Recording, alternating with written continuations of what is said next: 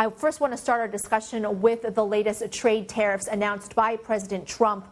We got 100% on pharmaceuticals, 25% on heavy trucks, then there's kitchen cabinets and upholstered furniture. What do you make of this latest move? Well, all of these are considered part of Section 232 national security tariffs. They have been rumored for a while, especially the pharmaceutical one has been lined up for quite some time. Those cabinets and furniture tariffs are part of an ongoing lumber discussion. But I think what has happened today is that Trump has jumped ahead on some of the announcements and intends to impose at least partial coverage starting as early as next week on key sectors into the United States. Now, this doesn't sound like it's namely targeted at China, which sometimes it is. We have had the two presidents, Xi and Trump, and their friendly phone call just last Friday. Does this have any implications for the planned meeting between the two on the sidelines of APEC? Well, I think the more that you ramp up tariff policy in general and the more complicated these tariff policies become, the harder it is to get a bilateral deal in place. Because, for example, China is very important as a manufacturing destination, or at least as a manufacturing source for a lot of pharmaceutical products, particularly for the underlying ingredients. And so it will be following very carefully what is happening in these pharmaceutical tariffs, even if they're not directly aimed at China, they clearly have implications. On furniture, for example, we have less furniture coming in from China, less kitchen cabinets and upholstered sofas.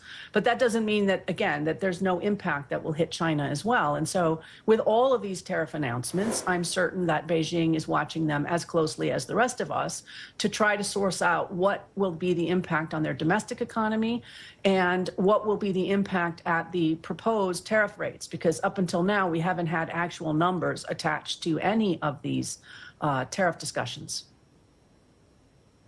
As we continue to watch the developments on the trade front between U.S. and China, TikTok is a big part of that, and the United States, President Trump signing the executive order.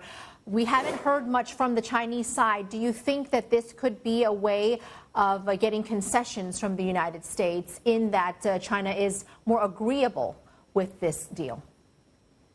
Well, I think at the minimum, it solves what would have traditionally been called a bilateral irritant, or at least it may make some steps towards resolving this bilateral problem ahead of the larger discussions that they're about to have. I think TikTok has been an ongoing concern, obviously, but it is not the top of the priority list for Beijing. And I think the fact that you could announce it at least temporarily resolved means that you could move on to new and more important business. And what would those matters of important business be? Well, I think increasingly for China, the questions are, what are the tariff policies going to be? What are the transshipment rules going to be for other places? What are rules on investment? And what is the level of Chinese investment, not just into the United States, but investment by Chinese companies in other countries around the world? What does that look like? Is the U.S. going after that? Discussions, broader discussions that the United States has had for decades with the Chinese over intellectual property rights coverage. So there's a whole host of bigger challenges ahead, I think, than TikTok. And so trying to resolve that one issue at least sets the table for fewer challenges as you line up for this deal in a couple of weeks. Would some of these issues that you just presented be things that they discussed at the Treasury Department in the United States just Thursday?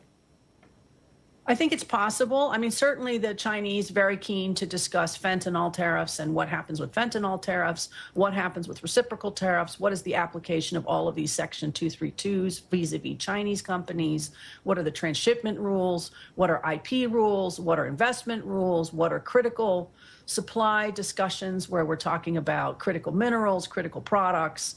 You know, there's a lot on the negotiating agenda, and I think both sides seem keen to keep it relatively narrow at this point, and so that they can get to some kind of outcome rather than put everything on the table. But I think the more unilateral actions the United States takes, the harder it's going to be to get a bilateral agreement in place.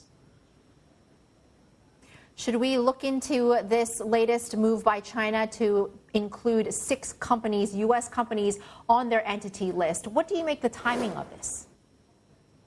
I think China is also trying to remind the Trump administration that they are not the only ones that are in this negotiation, that this is a two-party negotiation and both sides have important stakes and both sides have important, as Trump would like to say, cards to play.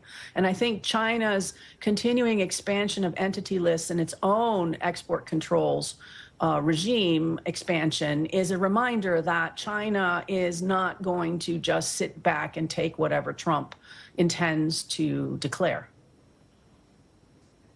As we talk about trade, also the WTO and this declaration by China, or the pledge to not seek special and differential treatment in new WTO agreements. So what is the significance of this?